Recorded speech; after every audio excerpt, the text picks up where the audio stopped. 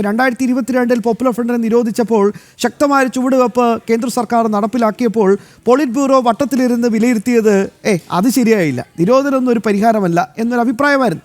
അതിനുശേഷം അവരുടെ തന്നെ ഒരു വളർന്നു വരുന്ന ഒരു പ്രധാനപ്പെട്ട ഒരു പയ്യൻ അഭിമന്യുവിൻ്റെ ചങ്കിലേക്ക് കത്തി ഇറക്കി കൊലപ്പെടുത്തിയപ്പോൾ അതിന് പ്രധാനപ്പെട്ട പ്രതി കൊറോണ പേടിച്ചിട്ട് പോലീസിൽ കീഴടങ്ങുമായിരുന്നു. നിർണായക രേഖകൾ 2024 നിർണായക രേഖകൾ കാണുന്നില്ല എന്ന റിപ്പോർട്ട് വന്നിരുന്നു. മാത്രമല്ല കഴിഞ്ഞ ദിവസം പോപ്പുലർ ഫ്രണ്ടുകാർ CPMകാരെ ആക്രമിച്ച സമയത്ത് പോപ്പുലർ ഫ്രണ്ട് എന്നൊരു പേര് പറയാൻ പോലും, അല്ലെങ്കിൽ SDP എന്നൊരു പേര് പറയാൻ പോലും ഇവർക്കൊരു പേടിയുള്ളതുപോലെ. ശ്രീ സുമിത്ത്, അവിടെയാണ് ഏറ്റവും വലിയ ഒരു അപകടം പതിയിരിക്കുന്നത്. ഈ രീതിയിലുള്ള സമീപനമാണ് ഇത്തരം ഭീകര ശക്തികളോട് നിലവിലെ സർക്കാർ കാണിക്കുന്നത്. ഈ കത്തിൽ അത് പറയുന്നുണ്ട്. അതായത് 90% ഫണ്ട് വരുന്നത് സർക്കാർ തലത്തിലേക്ക് ഫണ്ട് വരുന്നത് ഞങ്ങളുടെ ഫണ്ടാണ്, അതായത് മുസ്ലിം സമുദായത്തിൽ നിന്നുള്ള ഫണ്ടാണ്. പക്ഷേ ഞങ്ങൾക്ക് അതിനനുസരിച്ചുള്ള ഒരു തരത്തിലുള്ള അർഹതയും ലഭിക്കുന്നില്ല. അപ്പോൾ തൻ്റെ ഇടമുണ്ടെങ്കിൽ ഞങ്ങളെ ഫണ്ട് എന്ന് എഴുതി കത്തിലൊരു ബ്രാക്കറ്റുണ്ട്, സർക്കാർ ഫണ്ട്, അത് ഉപേക്ഷിക്കാൻ തയ്യാറാവണം എന്നൊരു കാര്യമാണ്. അപ്പോൾ സർക്കാരിൽ നിന്ന് വലിയ എന്താ പറയുക, ഞങ്ങൾ പ്രതീക്ഷിക്കുന്നതിനെക്കാട്ടും വലിയ പിന്തുണയാണ് കിട്ടിയത് ഹിജാബ് വിഷയത്തിലൊക്കെ എന്ന് ഈ കത്തിലൂടെ തുറന്ന് പറയുന്നുണ്ട്. നമസ്കാരം. ഇത് ഇവിടെ സൂചിപ്പിച്ച പോലെ വളരെ അതീവ ഗുരുതരമുള്ള ഒരു വിഷയമാണ്. കേരളത്തെ സംബന്ധിച്ച് നമുക്കറിയാം, പല സമയത്തും ഇത്തരത്തിലുള്ള വിഷയങ്ങൾ കേരള സമൂഹത്തിൽ ഉയർന്നു വന്നിട്ടുണ്ട്. ഇപ്പോ അത് പല ഉദാഹരണങ്ങൾ നമുക്ക് കേരളത്തിലുണ്ട്. ഇപ്പോ നമുക്കറിയാം, അത് ജോസഫ് മാഷിന്റെ കൈവെട്ടിയ വിഷയത്തിലാണെങ്കിലും, നമുക്ക് നമ്മുടെ പാലാ പിതാവിനെതിരെ ഉണ്ടായിരുന്ന പ്രശ്നത്തിലാണെങ്കിലും, നമ്മുടെ കളമശ്ശേരിയിൽ അത് വേറൊരു തരത്തിൽ ആണെങ്കിൽ പോലും ആ വാർത്തകൾ ഏറ്റവും അടുത്തുണ്ടായ വാർത്തകളാണ് ഞാൻ പറയുന്നത്. അപ്പോ നമുക്ക് ഇപ്പൊ ഈ ഹിജാബുമായി ബന്ധപ്പെട്ട് ഉണ്ടായ തർക്കങ്ങൾ, നിർമ്മല കോളേജിൽ ഉണ്ടായ വിഷയങ്ങൾ, ഇതൊക്കെ കേരള സമൂഹത്തിന്റെ മുന്നിൽ നിൽക്കുകയാണ്. അപ്പൊ ഇവിടെ ഇപ്പൊ ഇവര് പറയുന്നത്, ഇപ്പൊ ഇവിടെ സൂചിപ്പിച്ചതുപോലെ 90% ഫണ്ടും കൊടുക്കുന്നത് ഞങ്ങളാണ് എന്ന് പുതിയ പേരിൽ ഉള്ള ഒരു സംഘടന, ഇസ്ലാമിക് ഡിഫൻസ് ഫോഴ്സ് എന്ന് പറയുന്ന സംഘടന ഇപ്പൊ ഒരു എഴുത്തിലൂടെ അറിയിച്ചിരിക്കുക. അപ്പൊ ആ ഫണ്ട്, അതായത് ഗവൺമെന്റ് കൊടുക്കുന്ന ഫണ്ട് ഞങ്ങളുടെയാണ് 90%. ഗവൺമെന്റ് എന്ന് പറയുന്നത് ഞങ്ങളാണ്, ഞങ്ങളുടേതാണ്. ആ ഒരു കാഴ്ചപ്പാടാണ്, അല്ലെങ്കിൽ ആ ഒരു വിലയിരുത്തൽ, ആ ഒരു സ്റ്റേറ്റ്മെന്റ് ആണ് ജനങ്ങൾ മുമ്പിൽ വെക്കുക. ഇത് ഇപ്പൊ നമ്മളതിനെ മറ്റൊരു തലത്തിലൂടെ കാണണം. നമ്മൾ ഈ മുസ്ലിം ലീഗ് എന്ന് പറയുന്ന ഒരു സംഘടന ഈ കേരളത്തിൽ, അവര് ജനാധിപത്യ പാർട്ടി എന്ന് പറഞ്ഞുകൊണ്ട് പലപ്പോഴും പറഞ്ഞിരുന്ന ഒരു പാർട്ടി, ഈ അടുത്ത കാലത്ത് അവരുടെ ഏറ്റവും വലിയ വക്താവ് എന്ന് അവകാശപ്പെടുന്ന അവരുടെ നേതാവ് ഷാജി കഴിഞ്ഞ ദിവസം ഒരു സ്റ്റേറ്റ്മെന്റ് പറഞ്ഞത് കേരള സമൂഹമെല്ലാം കേട്ടതാണ്.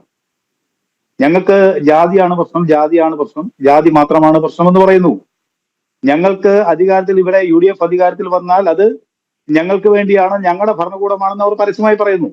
ഇപ്പോ ഇവർ പറയുന്നു ഞങ്ങളെയാണ് സർക്കാർ, ഞങ്ങളാണ് ഇത് 90% ഫണ്ട് കൊടുക്കുന്നത്, അത് മറ്റു സമുദായങ്ങൾ വേണ്ടെന്ന് വെക്കട്ടെ, അല്ലെ സർക്കാർ ഫണ്ട് വേണ്ടെന്ന് വെക്കട്ടെ എന്നാണ് പറയുമ്പോൾ, സർക്കാർ അവരുടേതാണ്, അല്ലെങ്കിൽ ഇത്തരത്തിൽ തീവ്രവാദ സംവിധാനത്തിന് അടിമപ്പെട്ടിരിക്കുന്ന ഒരു സർക്കാരാണ് കേരളത്തിൽ നിന്ന് പരസ്യമായി പറയുകയാണ്. അതിനെ എതിർക്കാൻ ഈ സർക്കാരിന് സാധിക്കുന്നുണ്ടോ? ഇവിടെ സൂചിപ്പിച്ചു, ഇപ്പോൾ നമ്മൾ തിരുവനന്തപുരത്തുണ്ടായ ആക്രമണത്തെക്കുറിച്ച് സൂചിപ്പിച്ചു. DYFIക്കെതിരെ പരസ്യമായി ആക്രമണം നടത്തുകയും ചാനലുകളിൽ CCTVയിൽ അടക്കം വന്നു ആരാണ് ആ കൃത്യം ചെയ്തത്. കൃത്യമായ അവര് തന്നെ അത് ഉൾക്കൊണ്ടു, അവർ തന്നെ ആ വിഷയം ഓൺ ചെയ്തു, ഞങ്ങളാണ് ചെയ്തത്, SDPI പറഞ്ഞു. പക്ഷെ SDPIയുടെ പേര് അവർ ഈ പറഞ്ഞ പോലെ അവരുടെ നേതാവ് പോലും ഒരു സ്റ്റേറ്റ്മെന്റിൽ പോലും പറയാൻ തയ്യാറായില്ല. അപ്പൊ ഞാൻ പറഞ്ഞത്, ഇത് ഇവിടുത്തെ കോൺഗ്രസിനെ പൂർണ്ണമായും, ഇടതുപക്ഷത്തെ ഏകദേശം പൂർണ്ണമായും തന്നെ ഇവർ കടന്നു കയറിയിരിക്കുകയാണ്. അപ്പോൾ ഇവിടെ ബഹുമാനപ്പെട്ട സുഹൃത്ത് കന്നഡി പറഞ്ഞു, നമ്മൾ പരിശോധന നടത്തുമ്പോൾ ഇവരുടെ 2 ഓഫീസുകളോട് പരിശോധിക്കണമെന്ന്.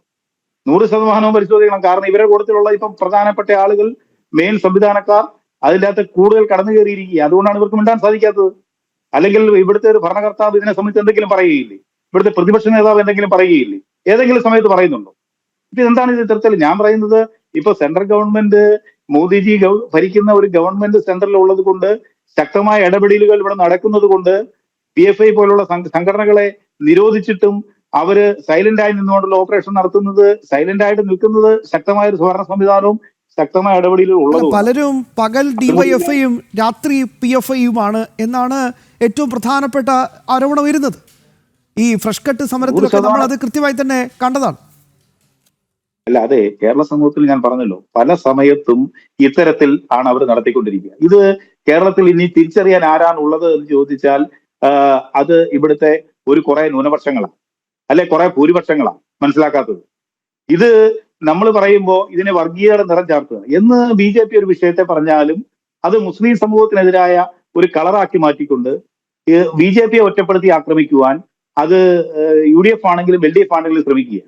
ഇവിടെ നമ്മൾ ഇപ്പൊ ഞാൻ മുമ്പ് ചൂണ്ടിക്കാണിച്ച കേരള സമൂഹത്തിൽ നടന്ന ഓരോ വിഷയങ്ങൾക്കും എതിരെ ശക്തമായി പ്രതികരിച്ചത്, അന്ന് ശക്തമായി ആ വിഷയത്തിൽ ഉറച്ചു നിന്ന് നിലപാടെടുത്തത് ഭാരതീയ ജനതാ പാർട്ടിയാണ്. അപ്പൊ അന്ന് ആ നിലപാടെടുത്തപ്പോഴൊക്കെ ഇവരെന്താ ചെയ്തത്? ഇവരുടെ നേതാക്കൾ എന്താ ചെയ്തത്? ഇപ്പോ ഞാൻ പറയുന്നത്, ഇപ്പൊ ഈ ഹിജാബ് വിഷയത്തിലാണെങ്കിലും കേരളത്തിൽ ഈ നടന്ന ഓരോ വിഷയങ്ങളുടെ സമയത്തും ഇവിടുത്തെ ജനാധിപത്യ മൂല്യമുള്ള നേതാക്കൾ എന്നറിയപ്പെടുന്ന, ജനാധിപത്യം സംരക്ഷിക്കുമെന്ന് പറയപ്പെടുന്നവർ, ഇത് കേരളമാണ് കേരളമാണെന്ന് ഉറച്ചു പറയുന്നവർ ഒരു പണ്ടൊരു ഒരക്ഷരം പോലും ബിഷപ്പ്, പറയുന്നില്ല. അല്ല ശ്രീ സുമിത്ത്, ഞാൻ അതിന്റെ ഒരു ഞെട്ടിക്കുന്ന യാഥാർത്ഥ്യം പറയാം. പണ്ടൊരു ബിഷപ്പ് നർക്കോട്ടിക് ജിഹാദ് എന്ന സത്യം തുറന്നു പറഞ്ഞപ്പോൾ ഇവിടെ എന്തായിരുന്നു പൂരം? ഇടത് വലത് നേതാക്കന്മാർ ക്യൂ നിന്നാണ് അദ്ദേഹത്തെ ആക്രമിച്ചുകൊണ്ടിരുന്നത്. അങ്ങോട്ടേക്ക് മാർച്ച്, വലിയ രീതിയിലുള്ള ബഹളങ്ങൾ, എന്തൊക്കെയായിരുന്നു ഇവിടെ നടന്നത്? ഇന്നൊരു ബിഷപ്പിനൊരു ഭീഷണി കത്ത് അയച്ചിട്ട് നേരത്തെ ശ്രീ കെനഡി സൂചിപ്പിച്ചതുപോലെ ഒരു രീതിയിലുള്ള ഒരു ചെറുവിരലാരെങ്കിലും അനക്കിയോ? ആരെങ്കിലും ഒന്ന് അഭിപ്രായപ്പെട്ടോ ഇത് ശരിയല്ല എന്നെങ്കിലും ആരെങ്കിലും പറഞ്ഞു? അല്ലെങ്കിൽ ഇതൊന്ന് അന്വേഷിക്കണമെങ്കിൽ എന്ന് പോലും ഒരു പരാമർശമെങ്കിലും ആരെങ്കിലും നടത്തിയോ?